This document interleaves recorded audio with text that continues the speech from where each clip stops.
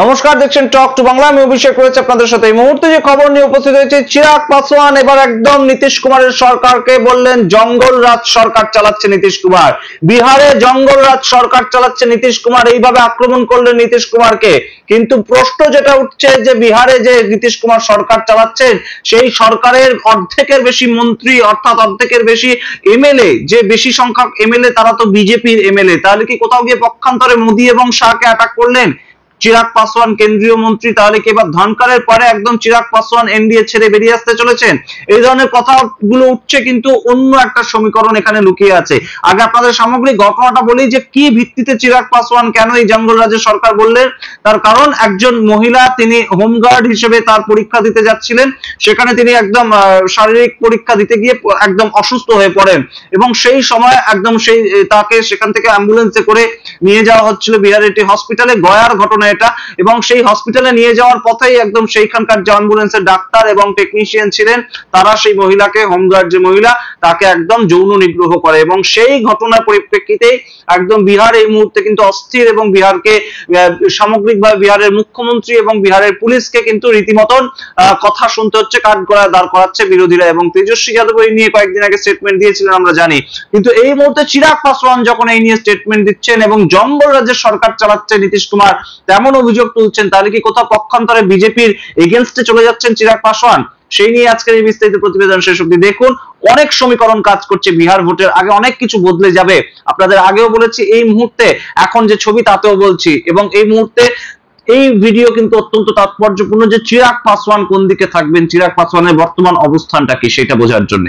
এই মুহূর্তে শেষ অবধি দেখুন ভিডিও। তার আগে অবশ্যই টক টু বাংলা ইউটিউব চ্যানেলকে সাবস্ক্রাইব করে দিন, অবশ্যই বেশি বেশি করে শেয়ার করুন আমাদের চ্যানেল।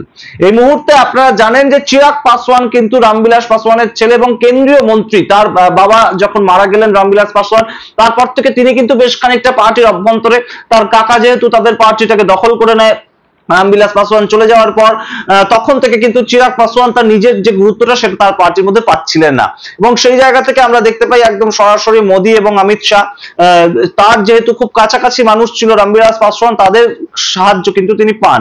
এবং সেই জায়গা থেকে একদম আমরা দেখতে পাই যে 5 জন এমপি একদম বিহার থেকে তারা কিন্তু সাপোর্ট করলেন চিরাগ পাসওয়ানের দল থেকে একদম মোদী এবং অমিত শাহকে, যার ফলে এনডিএ তে সামিল করে নেওয়া হলো তাকে এবং তাকে ফুড প্রসেসিং দপ্তরের মন্ত্রীও করে দেওয়া হলো, পূর্ণাঙ্গ মন্ত্রী এত কম বয়সে। এটা কিন্তু একদম সরাসরি আমরা দেখতে পেয়েছি 2024 ভোটের পর। এবং সেই সময় থেকে চিরাগ পাসওয়ান অত্যন্ত অ্যাক্টিভ হিসেবে তিনি কাজ করেন বিভিন্ন জায়গায়। রিসেন্টলি একদম বিহার ভোট যখন সামনে আসছে, চিরাগ পাসওয়ান বলে দিয়েছেন যে 243টা সিটেই তিনি বিহারে তার প্রার্থী দেবে, অর্থাৎ তার দল থেকে প্রার্থী দেবে। এবং তার দল বলতেই কিন্তু দলিত সম্প্রদায়ের একদম যে ভোট সেটাকে টার্গেট করা, অর্থাৎ দলিত, পিছিয়ে পড়া সম্প্রদায়, সংখ্যালঘু সম্প্রদায়, এইটা কিন্তু তাদের টার্গেটেড ভোট। এবং যে ভোটটা কিন্তু জেডিইউ এরও ভোট, অর্থাৎ একদম সরাসরি জেডিইউ গত বছর অর্থাৎ গত ভোটের পর যে একদম সরাসরি অভিযোগটা জানিয়েছিল যে চিরাগ পাসওয়ান যদি এত পরিমাণ সংখ্যায় এত সিটে তাদের প্রার্থী না দাঁড় করাতো, তাহলে কিন্তু জেডিইউর আসন সংখ্যা অনেকটা বৃদ্ধি হতো। তার কারণ জেডিইউ সামগ্রিক সরকারে জেডিইউর তরফ থেকে নীতিশ কুমার মুখ্যমন্ত্রী আছেন ঠিকই, কিন্তু কোনোভাবেই জেডিইউর কিন্তু 42টা মাত্র আসন তারা পেয়েছিল, অর্থাৎ 243টা টোটাল আসন সংখ্যা বিহারের বিধানসভায়, তার মধ্যে মাত্র 42টা আসন পেয়ে সেই দলের মুখ্যমন্ত্রী হয়ে কিন্তু নীতিশ কুমার রয়েছেন। এবং 80টার কাছাকাছি বিজেপি বিধায়ক এখনো পর্যন্ত রয়েছে যে নীতিশ কুমারের সরকার চলছে সেখানে।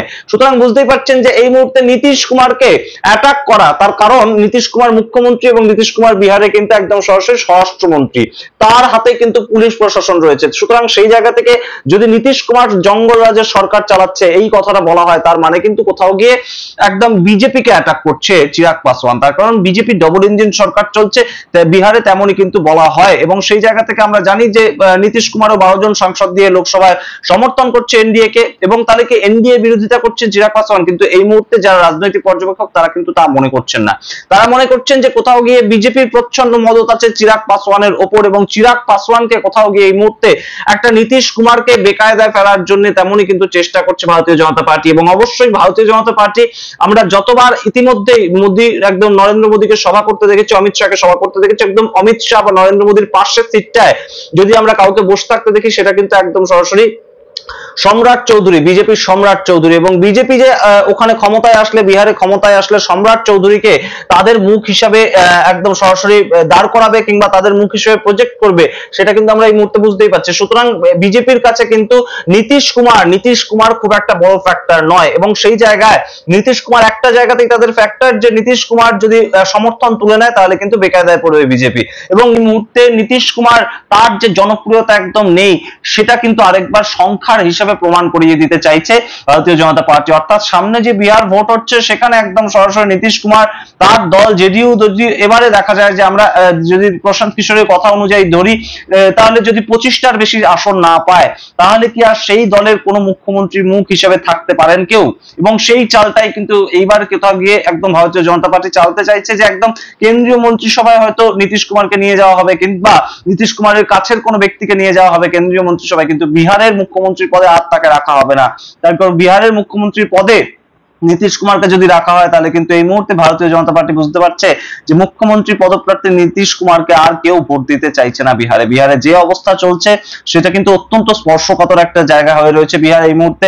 সেটা বিহারের পড়াশোনার দিক থেকে হতে পারে, বিহারের ইকোনমির দিক থেকে হতে পারে। এবং রিসেন্টলি যে ক্যাগ রিপোর্ট বেরিয়েছে সামনে, তাতে দেখা গেছে 70,000 কোটি টাকার দুর্নীতি, আর্থিক তছরূপের একদম রিপোর্ট সামনে এসেছে কেন্দ্রীয় সরকারের যে ক্যাগ ডিপার্টমেন্ট, তাদের তরফ থেকে। সুতরাং সেই জায়গা থেকে নীতিশ কুমারকে আর কোনোভাবেই কিন্তু বিহারের মুখ্যমন্ত্রীর পদে বসাতে চাইছে না ভারতীয় জনতা পার্টি। তাই জন্য কোথাও নীতিশ কুমারের যে ভোটগুলো, নীতিশ কুমারের যে টার্গেটেড ভোটগুলো, সেটা সংখ্যালঘু সম্প্রদায়ের ভোট হতে পারে, পিছিয়ে পড়া দলিত সম্প্রদায়ের ভোট হতে পারে, কিংবা তার সঙ্গে আমরা যদি পাসওয়ান যে সম্প্রদায়, তাদের যে ভোটটা, সেই গোষ্ঠীর ভোটটা হতে পারে, সেগুলো কিন্তু নীতিশ কুমার যদি একা এনডিএ তরফ থেকে লড়াই করেন, তিনিই পাবেন। কিন্তু যদি চিরাগ পাসওয়ান সম্পূর্ণভাবে এখন যেভাবে প্রতিদিন তিনি একদম সারা বিহার জুড়ে একদম প্রচার করছেন, তার পার্টির হয়ে প্রচার করছেন, এবং সবচেয়ে গুরুত্বপূর্ণ বিষয়, তিনি কিন্তু প্রচারের মধ্যে নীতিশ কুমারকে টার্গেট করছেন, তিনি মোদি বা শাহকে টার্গেট করছেন না। অর্থাৎ যে বিজেপি সমর্থিত সরকার চলছে, সেই বিজেপিকে কিন্তু টার্গেট করছে না চিরাগ পাসওয়ান। অত্যন্ত সুচতুরভাবে শুধুমাত্র নীতিশ কুমার করে যাচ্ছেন, ব্যর্থ মুখ্যমন্ত্রী এই কথা বলে যাচ্ছেন, এবং যার ফলে যে একটাই ঘটনা ঘটতে পারে এবং সেটাই ঘটবে, তেমনই কিন্তু মনে করছেন রাজনৈতিক পর্যবেক্ষকরা। তারা মনে করছেন যে একদম সরাসরি নীতিশ কুমারের সিট কমবে বিহারে, এবং চিরাগ পাসওয়ান হয়তো কিছু সিট পেয়েও যেতে পারেন, এবং যার ভিত্তিতে একদম বিজেপি নীতিশ কুমারকে একদম সরকার থেকে সরিয়ে দেবে। বিজেপি যদি জিততে পারে সেখানে, তাহলে একদম সরাসরি নিজেদের মতন সরকার চালাবে, অন্যান্য রাজ্যের মতন। এবং নীতিশ কুমার যাতে সাপোর্টটা না তুলে দেন, তাই জন্য তাকে হয়তো কেন্দ্রীয় মন্ত্রিসভায় কোনো একটা দপ্তর দিয়ে দেওয়া হবে, কেন্দ্রীয় মন্ত্রী বানিয়ে দেওয়া হবে নীতিশ কুমারকে। সুতরাং এই মুহূর্তে বুঝতেই পারছেন, নীতিশ কুমারকে এই মুহূর্তে কিন্তু আর ভারতীয় জনতা পার্টি বিহারের সম্পূর্ণ দায়িত্বটা দিয়ে যে রেখে দেবে, সেটা আর চাইছে না। এবং নীতিশ কুমারকে বেকায়দায় ফেলাটাই তাদের কোনো না কোনো উদ্দেশ্য, এবং কোনো না কোনো পদ্ধতিতে কোনো না কোনো ব্যক্তিকে পাঠিয়ে, যাদের জনপ্রিয়তা রয়েছে তাদেরকে পাঠিয়ে কিন্তু এই খেলাটা বিজেপি খেলতে চাইছে।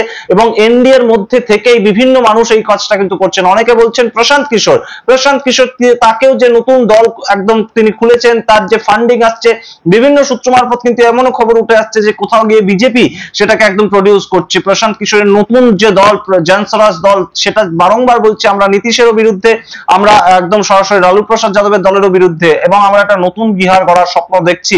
এবং সেই জায়গা থেকে সেই যে দলটাকে প্রমোট করা, সেটাও অনেকে কিন্তু বলছে একদম সরাসরি বিহারের যে রাজনৈতিক পরিমণ্ডল, সেখানে একদম বিজেপি পেছন থেকে সেটাকে ব্যাকআপ দিচ্ছে।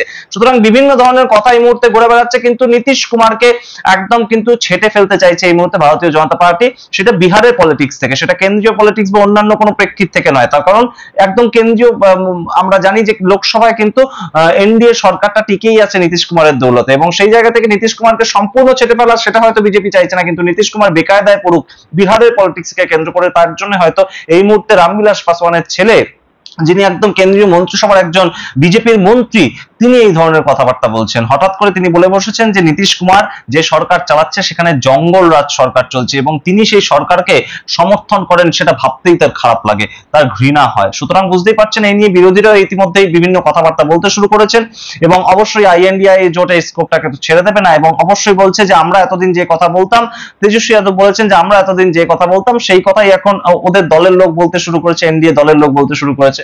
এবং এই মুহূর্তের সামগ্রিক প্রেক্ষাপটটা কিন্তু বেশ খানিকটা নীতিশ নীতিশ বিরোধী প্রেক্ষাপট। ভোটের আগে দেখা যাক যে কি কি ছবি বদলায়। তবে বিহার ভোটের আগে অনেক ছবি, অনেক ইকুয়েশন বদলে যাবে, যেগুলো কিন্তু এখনো পর্যন্ত আলোচনাতেও আসছে না। সুতরাং নীতিশ কুমার কোন দিকে থাকবেন, হাওয়া কোন দিকে ঘুরিয়ে দেবেন কখন, নীতিশ কুমার পলিটিক্সটা বহুদিন ধরেই করছেন এবং সেই জায়গা থেকে নীতিশ কুমার আবার অন্য কারোর পা ধরবেন কিনা এসে তার বিরোধীদের, সেটাও কিন্তু এখন দেখার বিষয়। কারণ নীতিশ কুমার নিজের মুখ্যমন্ত্রীর পদ টিকিয়ে রাখতে যা কিছু করতে পারেন সেটা এর আগেও আমরা দেখেছি এবং এর পরেও আমরা হয়তো দেখবো। সুতরাং সামগ্রিকটা রাখলাম এই মুহূর্তে একদম চিরাগ পাসওয়ান বিহারের সরকারকে বলছে জঙ্গল রাজের সরকার। যে সরকার চালাচ্ছে নীতিশ কুমার এবং তাদের শরিক দল, অর্থাৎ এনডিএ জোটের শরিক দল। একটা শরিক দল আরেকটা শরিক দলের নামে গালাগাল করছে, কিন্তু কোথাও গিয়ে যে মূল মাথা বিজেপি, ভারতীয় জনতা পার্টি, তাকে কোনো কিছু বলছে না। অত্যন্ত সুচারু একটা পদক্ষেপ আপনাদের সামনে রাখলাম, আপনারা বুঝুন। আপনারা অবশ্যই কমেন্ট বক্সে কমেন্ট করুন। দেখতে থাকুন টক টু বাংলা। অবশ্যই টক টু বাংলা ইউটিউব চ্যানেলটিকে সাবস্ক্রাইব করে দিন। আমাদের ভিডিও ভালো লাগলে জয়েন এবং থ্যাঙ্কস এই দুটো বাটন ক্লিক করে আমাদেরকে সাহায্য করতে পারেন, আমাদের প্রাইম মেম্বারশিপ নিতে পারেন। ধন্যবাদ।